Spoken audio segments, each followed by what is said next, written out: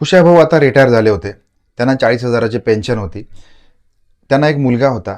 मुलगा 25-27 वर्षाचा होता आणि एकुलता एक मुलगा होता. त्याला ₹20,000 पगार होता.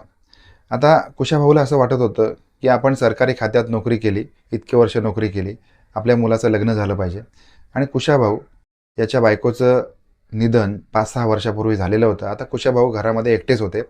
आता हा मुलगा दिवसभर कामावर निघून जायचा. कुशाभाऊंना मात्र घर खायला यायचं. इतके वर्ष त्यांनी त्याच्या बायकोसोबत संसार केलेला होता आणि आता मात्र घरामध्ये बाई नसल्यामुळे दोघांचे पण जेवणाचे हाल व्हायचे. त्याच्यामुळे मग कुशाभाऊने आपल्या मुलाचं लग्न लवकरात लवकर करायचं ठरवलेलं आहे. आता त्यांच्या मुलाचं नाव आहे रमेश. रमेशला आता मुलगी कोण देणार याच्यासाठी मग त्यांनी वधू संशोधन सुरू केलं. तरी देखील त्यांच्या प्रयत्नाला यश येत नव्हतं. त्यांच्या मुलाचं लग्न काही होत नव्हतं. मग शेवटीला त्यांनी एका वधूवर सूचक मंडळामार्फत त्याची पत्रिका नोंदवलेली आहे आणि शेवटी आता वधूवर सूचक मंडळामार्फत एक स्थळ त्यांना चालून आलं. मुलगी दिसायला खूप देखणी होती, सुरेख होती. आखीव आणि रेखीव बांध्याची मुलगी होती आणि त्याच्यामुळे मग कुशाभाऊंनी असं म्हटलं की आता याचं लग्न या मुलीशी झालं पाहिजे. कुशाभाऊंना देखील ही मुलगी आवडलेली आहे. त्याचबरोबर त्यांच्या मुलाला म्हणजे रमेशला देखील ही आता मुलगी आवडलेली आहे. झट मागणी पट ब्याह या दोघांचाही विवाह दोघांनी पटकन उरकला.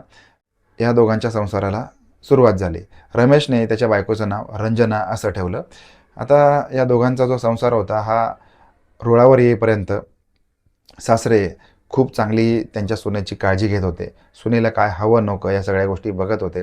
रंजना जरी गरीब घरची असली तरी देखील तिला नटण्या मुरडण्याची खूप आवड होती, हौस होती. तिचे खर्च खूप मोठे होते. पार्लरला ती एकदा गेली की 2 ते ₹2,500 खर्च केल्याशिवाय ती घरी यायची नाही. आता नवरा ₹20,000 कमवणारा, त्याच्यामुळे मग आपल्या बायकोला इतका मोठा खर्च हा करू शकत नव्हता. याचं कारण म्हणजे त्याला स्वतःवर देखील खर्च करायला खूप आवडायचा. बाहेर जाणे, कधीतरी मित्रांसोबत पार्टी करणे, ह्या सगळ्या गोष्टी तो करत असायचा. त्यामुळे त्या 20,000 पगारामध्ये आपण आपल्या बायकोचे बाकीचे सगळे हट्ट पुरवू शकत नाही. रंजनाला मात्र कपडे घेण्याची, ऑनलाईन शॉपिंग करण्याची, कधीतरी बाहेर जेवायला जाण्याची, या सगळ्या गोष्टींची फार मोठी आवड होती. तिचा जास्त खर्च पार्लरवर असायचा. आता हा सगळ्याचा खर्च तिचे सासरे कुशाभाऊ हा तिच्यावरती करत होते. त्यांची सून बाहेर निघाली की ते तिला म्हणायचे की थांब, हे ₹2,000 घे आणि जाऊन बाहेर तुझी काय ती खरेदी करून ये. कधी पार्लरला निघाली की तिला ₹3,000-4,000 ते सहज हातावरती ठेवायचे. आता कुशाभाऊंना सुद्धा ₹40,000ची पेन्शन होती. इतक्या मोठ्या पेन्शनचं ते काय करणार होते? आपल्याच माणसांवरती तर खर्च करणार होते. आता नाही म्हटलं तरी महिन्याला ₹10,000-15,000 ते त्यांच्या सुनेवरती सहज खर्च करायचे. ऑनलाईन शॉपिंगला असेल, तिच्या बाहेरच्या जेवणाखाण्याला असेल किंवा तिला जी वस्तू लागेल, जी साडी लागेल ते तिला पुरवायचे. पण आता असं झालेलं होतं, की तिला या गोष्टीची सवय लागलेली होती. रंजना जर का बाहेर निघाली, तर सासऱ्याने तिला पैसे दिले नाहीत असं कधीच व्हायचं नाही. पण आता मात्र काय झालेलं होतं, की तिचा जो नवरा आहे, हा नवरा तिच्याकडे दुर्लक्ष करत होता असं तिला वाटत होतं. आपले सगळे खर्च आपला सासरा पुरवतो, पण आपला नवरा मात्र आपल्याकडे दुर्लक्ष करतो. ही बाब तिला अनेक दिवसांपासून आता खटकत होती. पण ती सासऱ्यांना कुठली गोष्ट बोलून दाखवत नव्हती. कारण जर का तिने सासऱ्यांना या गोष्टी बोलून दाखवल्या असत्या, तर सासरे तिला हे म्हणाले असते, की "तुला जर का जो खर्च लागतोय तो मी देतोय, तर मग तू ह्या सगळ्या गोष्टींचं बोंबाबोंब कशासाठी करते?" असं तिला ते बोलले असते. त्यामुळे ती सासऱ्यांना काही बोलायची नाही. पण आता तिचे खर्च देखील हळू वाढलेले होते. पण आता आपल्याला एकुलता एकच मुलगा आहे आणि आपल्याला एकुलती एक सून आहे. तर मग आपण तिच्या खर्चाला आडेवेडे कशाला घ्या? उद्या म्हातारपणामध्ये आपल्याला तीच तर विचारणार आहे. त्यामुळे तिला जो काही बक्कळ पैसा लागेल ते तिला देत असायचे. आता दिवसभर रंजना आणि तिचे सासरे कुशाभाऊ हे दोघेच घरी असायचे.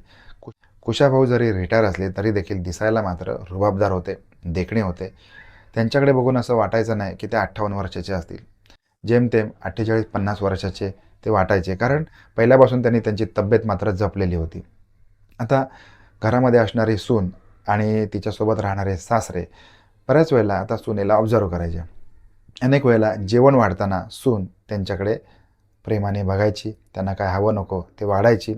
अनेक वेळेला जेवण वाढताना जेव्हा त्यांची सून रंजना खाली वागायची तेव्हा त्यांची हलकेच नजर तिच्या वक्षस्थळांकडे जात होती आता ही गोष्ट रंजनाला देखील कळत होती की आपले सासरे आपल्याकडे कधीतरी चोरून वेगळ्या नजरेने बघतात.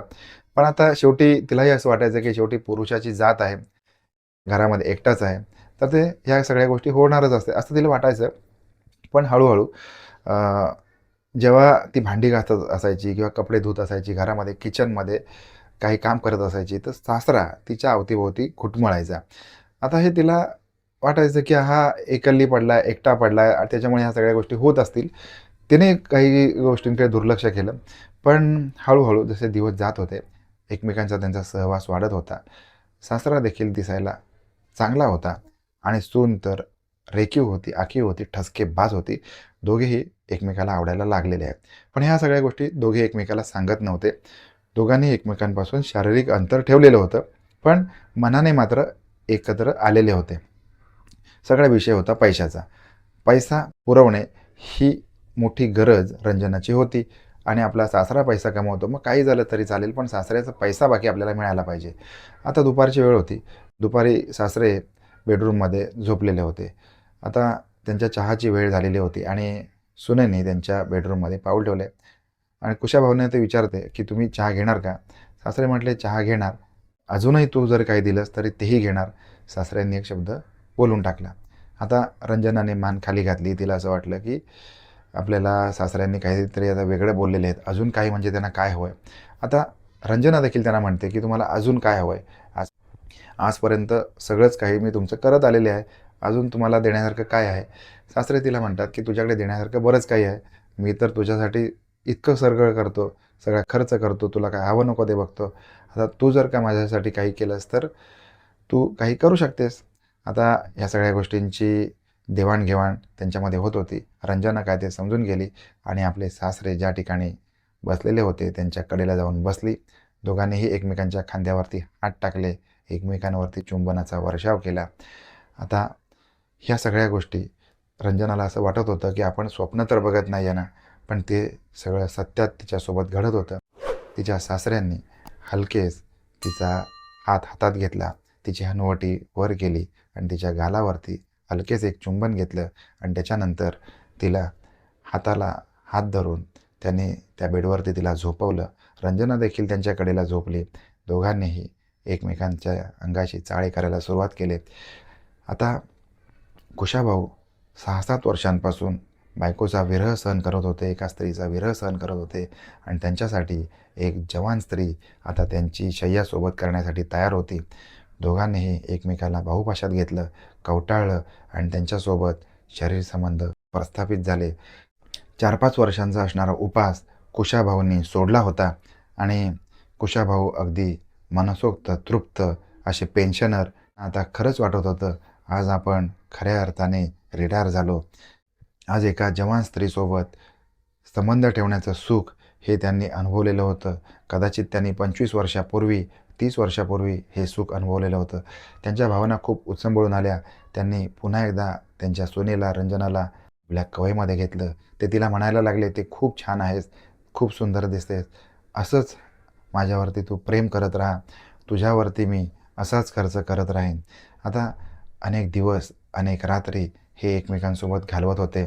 त्यांच्या मुलाला याची कल्पना नव्हती, कारण हा मुलगा स्वच्छंदी होता. त्याला आपल्याच मस्तीमध्ये राहायला आवडायचं. आपली बायको काय करते याच्याकडे त्याचं अजिबात लक्ष नव्हतं. तर आजूबाजूची जी मंडळी आहेत यांच्या ही गोष्ट लक्षात यायला लागली, की एखादा सासरा आपल्या सुनेचे इतके लाड कसे करू शकतो? किंवा दुपारच्या वेळेला यांचं घर सगळं बंद का असतं? इतके दिवस मात्र यांचं घर आणि त्यांचे दरवाजे कायम उघडे असायचे, पण आता मात्र यांचं घर कायम बंद असतं. नक्कीच काहीतरी भानगड आहे. सासरा आणि सून या घरामध्ये नक्कीच काहीतरी वेगळ्या गोष्टी करतात असं प्रत्येकाला वाटत होतं आणि याची कुणकुण संपूर्ण त्यांच्या गावामध्ये पसरलेली होती. एक दिवशी कुशाभाऊंनी आपल्या सुनेला जवळ बोलवलं आणि तिला सांगितलं, "माझी सगळी प्रॉपर्टी मी तुझ्या नावावर करतोय. माझी 20 लाखाची एफ-डी ही देखील मी तुझ्या नावावर करतोय आणि मी घेतलेली जागा जमीन या सगळ्याच गोष्टी मी तुझ्या नावावर करतोय. तुला मात्र माझ्याशी लग्न करावं लागेल. इतका सगळा पैसा आपल्याला एकत्र मिळणार असेल तर आपल्याला काय हरकत आहे या म्हाताऱ्याशी लग्न करायला? हा तसाही 10-15 वर्षच जगणार आहे, पण आपलं मात्र अख्खं आयुष्य आहे आणि ज्याच्याशी आपण लग्न केलं, 7 फेरे घेतले, हा मात्र आपल्याला लक्ष देत नाही. हा आपला नवरा त्याच्या मस्तीमध्ये खुश असतो. तिने असं ठरवलं की आपण आपल्या नवऱ्यापासून घटस्फोट घेऊया आणि मग आपल्या सासऱ्यांची लग्न करूया. त्याप्रमाणे मग तिने तिच्या नवऱ्यासोबत म्हणजे रमेशसोबत घटस्फोट घेतला. 1 वर्षामध्ये जाऊ दिलं आणि आपल्या सासऱ्यासोबत कुशाभाऊसोबत लग्न केलं आणि मग या गावामधून त्यांनी आपलं बस्तान हलवलं. एका शहरामध्ये जाऊन हे दोघेही नवरा बायको म्हणून राहू लागले. आसपास आपल्याला बघायला मिळत असतात, ऐकायला मिळत असतात. पण व्यभिचार आणि अनैतिक संबंध हे वरून जरी चांगले दिसत असले तरी त्याचा परिणाम मात्र वाईटच असतो. धन्यवाद.